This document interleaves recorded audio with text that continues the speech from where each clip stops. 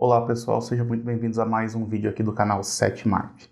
Nesse vídeo de hoje eu quero falar um pouquinho com vocês sobre o filme Dashcam, que é o novo filme do Rob Savage, diretor do Host, que é um filme que eu gosto bastante. Mais especificamente eu quero falar nesse vídeo aqui sobre um aspecto muito específico desse filme aqui, que fez com que eu não gostasse do filme, ou pelo menos que fez com que eu gostasse menos desse filme aqui. É algo que me incomodou e me incomodou profundamente. Na verdade, assim, existem várias coisas nesse filme que incomodam bastante, sendo que a maior delas é a protagonista apoiadora do Trump e anti-vacina. Mas não é sobre isso que eu quero falar hoje. Eu quero falar sobre um aspecto técnico e narrativo desse filme aqui, que na minha opinião não funciona e soa muito gratuito.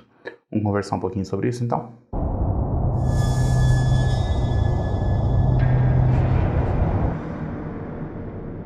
Mas vamos começar pelo começo. Sobre o que se trata esse filme Dashcam? Ele conta a história de uma mulher que ela trabalha ela foi música no passado, na verdade, e agora ela faz lives dentro do carro dela, improvisando raps e coisas assim.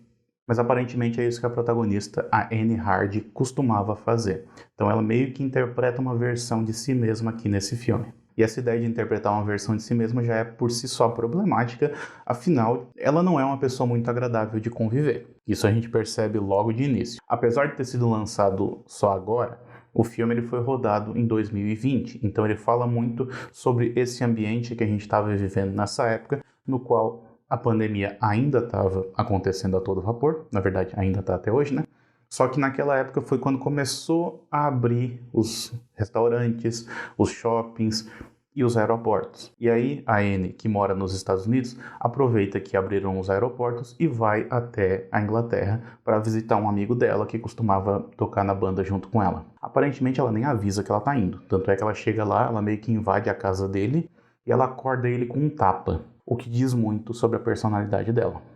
E acredite, só vai piorando. Porque daí ela vai o tempo todo acompanhando ele, seja no trabalho dele, que ele trabalha como entregador de comida, e tentando assim, meio que reatar uma amizade que já não existe mais. Ele até faz algum esforço para tentar fazer com que ela se sinta bem ali na casa dele, apesar de que a namorada dele também não quer que ela fique ali. E principalmente quando a namorada descobre que ela tem um boné do Trump, daquele Make America Great Again, aí é mesmo que a namorada expulsa ela de casa. E nesse momento a Anne, que, de novo, é uma pessoa extremamente desagradável e sem noção, ela resolve então roubar o carro do amigo dela.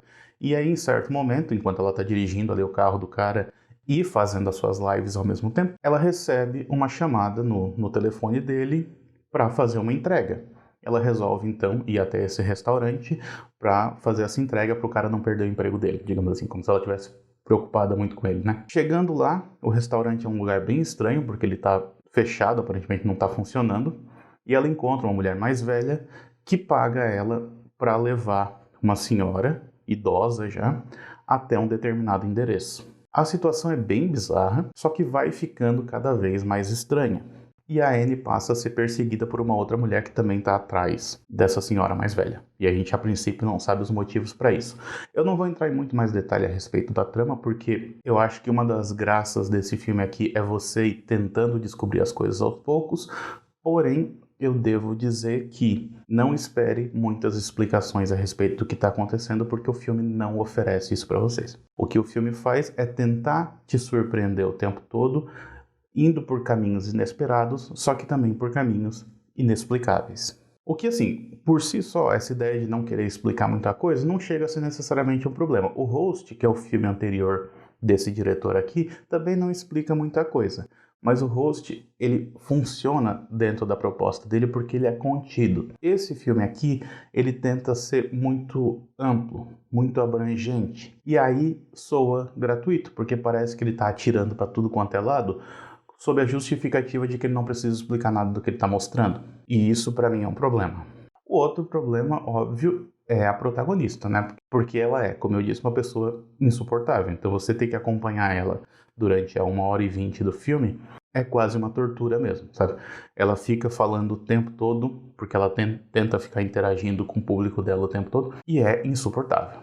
Ponto. Mas se de alguma maneira vocês conseguirem ainda aguentar essa personagem, na minha opinião o filme tem um outro problema, não vou dizer que é maior, mas que me incomodou bastante também, que é o seu formato. Porque o filme é todo rodado como se fosse uma live que a protagonista está transmitindo. E essa ideia de você se utilizar de um formato que não é tão convencional do cinema, em si não é um problema. Afinal, o host funcionou muito bem, usando a tela de um computador para poder rodar todo o seu filme. O problema é que, no caso do host, o formato se justificava dentro da narrativa. E nesse caso aqui, não parece que se justifica. Parece algo gratuito. Pense em filmes como o Host, que eu mencionei agora, pense em filmes como Amizade Desfeita ou então O A Bruxa de Blair, para ir mais para o caminho do found footage.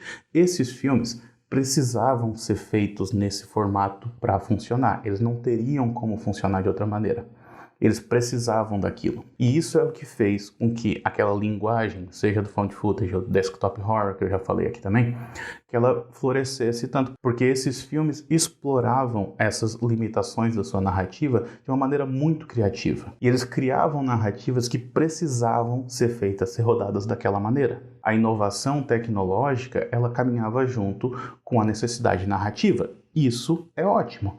Nesse caso aqui, isso não acontece. Por quê? Primeiro, por um lado, ela está fazendo essas lives o tempo todo, então assim, você tenta justificar essa necessidade narrativa aqui como sendo a profissão da protagonista, apesar de que profissão não é bem o caso, não sei se ela ganha muito dinheiro com isso, mas tudo bem. Apesar de que em certo momento ela fala alguma coisa sobre uma transferência de dinheiro e tal, mas duvido muito que as 38 pessoas que estavam assistindo ela, de fato, dessem muito dinheiro para ela.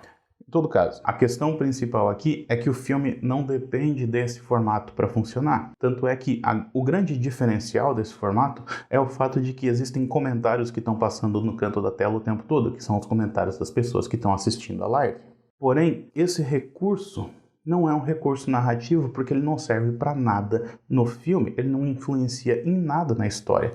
Ela interage bem raramente com os comentários que estão passando, eles não influenciam em nada naquilo que a gente está vendo, e pior, se eles não tivessem ali, eles não iam fazer falta nenhuma. E quando você está dependendo tanto de um recurso narrativo, e você pode tirar esse recurso e ainda o filme acontecer da mesma maneira, isso significa que esse recurso não precisava estar lá, que ele soa gratuito, que ele não serve para nada. Por exemplo, no Host, o mesmo diretor, o Rob Savage, ele se utilizou dos recursos do aplicativo de Zoom para poder criar o terror. Então tem cenas no Host em que ele se utiliza dos próprios filtros do aplicativo como fonte de terror, ou seja, ele está usando aquele formato no qual o filme está feito e está abraçando a narrativa em torno dele. Isso é ótimo, é excelente.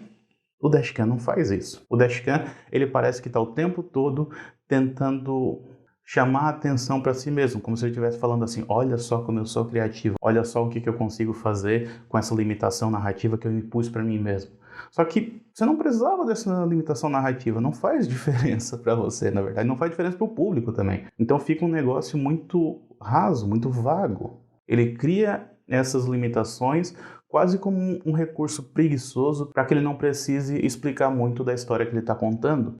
Porque se ele fosse fazer uma narrativa convencional, ele precisaria explicar algumas coisas a mais para a gente, assim, do que está acontecendo, o que é esse elemento sobrenatural que a gente passa a ver em determinado momento do filme, quem é aquela mulher, como que ela ficou daquela maneira.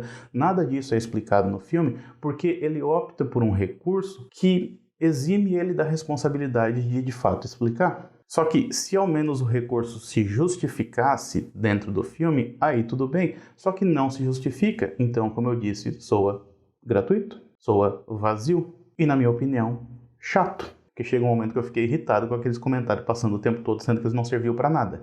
E a grande comprovação de que eles não serviam para nada é o fato de que nas cenas de maior tensão, nas cenas de que você precisa prestar atenção de fato naquilo que está acontecendo, ele usa o recurso de que caiu a internet, daí não tem comentário nenhum na tela. Ele mesmo reconhece que aqueles comentários que estão passando, aquelas interações ali, não servem para nada. Tanto é que ele tira aquilo, ele exclui aquilo, quando ele de fato quer que você preste atenção no que ele está mostrando. Bom, por hoje é isso, então espero que vocês tenham gostado do vídeo.